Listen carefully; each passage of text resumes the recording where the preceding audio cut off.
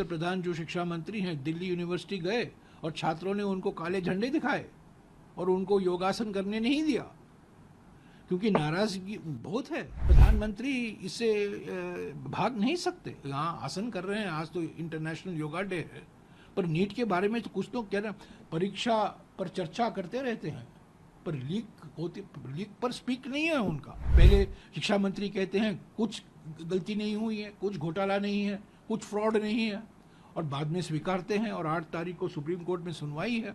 जिस तरीके से नीट चलाया गया है, जिस तरीके से लाखों युवकों के भविष्य से खिलवाड़ हुआ है, उस पर संसद पर एक बहस होनी चाहिए। आज छात्र प्रदर्शन कर रहे हैं, राजनीतिक पार्टियों के प्रदर्शन छोड़िए, हम आंदोलन कर रहे हैं, प्रोटेस्ट कर रहे हैं, पर आज देखिए धर्मेंद्र प्रधान जो शिक्षा मंत्री हैं, दिल्ली यूनिवर्सिटी गए और छात्रों ने उनको काले झंडे दिखाए और उनको योगासन करने नहीं दिया, क्योंकि नाराजगी बहुत है।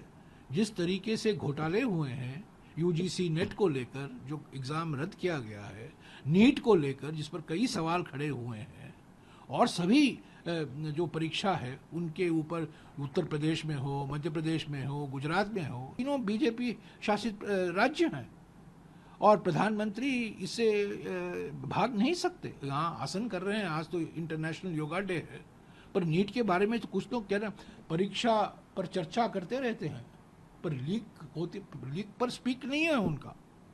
परीक्षा पर बड़े प्रवचन देते रहते हैं। तो ये 24 लाख छात्र, नीट 24 लाख छात्रों ने दिया है, उनका भविष्य का क्या होगा? नेशनल टेस्टिंग एजेंसी बड़े धूमधाम तरीके से बनाया गया, उस पर कई सवाल खड़े किए गए हैं। पहले शिक्षा मंत्री कहते हैं कुछ गलती नहीं हुई है, कुछ घोटाला नहीं है, कुछ फ्रॉड नहीं है, और बाद में स्वीकारते हैं। और 8 तारीख को सुप्रीम कोर्ट में सुनवाई है।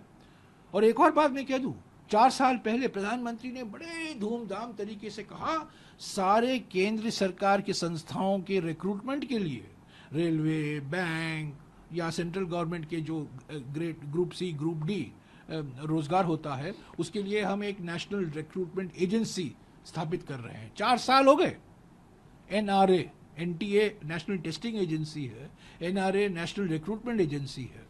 1,500 करोड़ रुपया उसको दिया गया बजट में, 1600 करोड़ रुपया दिया गया बजट में, 20 करोड़ रुपया खर्च किया है। आज तक नेशनल रिक्रूटमेंट एजेंसी ने एक परीक्षा नहीं किया, एक एग्जाम नहीं किया है, एक रिक्रूटमेंट नहीं हुआ है एनआरए के द्वारा। तो ये सब हेडलाइन के लिए किया जाता है, बस हेडलाइन के लिए।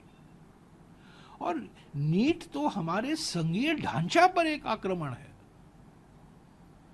ये जो संघीय ढांचा हमारे संविधान में है, और कई राज्यों ने, तमिलनाडु ने, गुजरात ने भी कहा, महाराष्ट्र ने पिछले 4-5 दिन पहले महाराष्ट्र ने कहा कि हम नीट के खिलाफ हैं। कर्नाटक में कई सवाल उठे हैं, इस पर समीक्षा होनी चाहिए। मैंने तो मांग की है कि संसदीय समिति पर, मैं संसदीय समिति का सदस्य था 2014 और 2019 में, नीट की बात हुई, एक आम तौर से एक आम सहमति बनी, पर अभी उस पर पुनर्विचार होना जरूरी है। जिस तरीके से नीट चलाया गया है, जिस तरीके से लाखों युवकों के भविष्य से खिलवाड़ हुआ है, उस पर संसद पर एक बहस होनी चाहिए।